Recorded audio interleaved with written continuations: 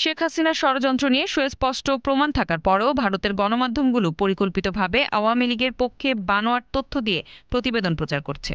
এর জেরেই টানাপোড়েনে দুদেশের সম্পর্ক।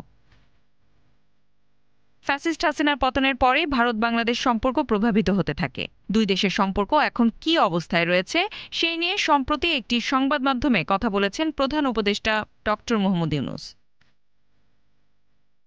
ভারতের সঙ্গে সম্পর্ক নিয়ে ইউনূস বলেন, ভারতের সাথে বাংলাদেশের সম্পর্কের কোনো অবনতি হয়নি।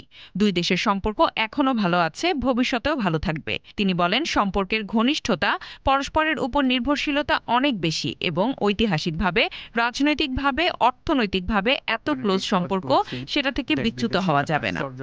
এটা তো পরিষ্কার সারা দুনিয়া। তবে দুদেশের সম্পর্কে যেটুকু টানাপোড়েন রয়েছে তিনি তার দায় চাপিয়েছেন গণমাধ্যমের অপপ্রচারের উপর। কিন্তু এসব কিছুর পরেও থেমে নেই ভারতীয় মিডিয়াগুলোর অপপ্রচার। মাঝখানে কিছু দ্বন্দ্ব দেখা দিয়েছে।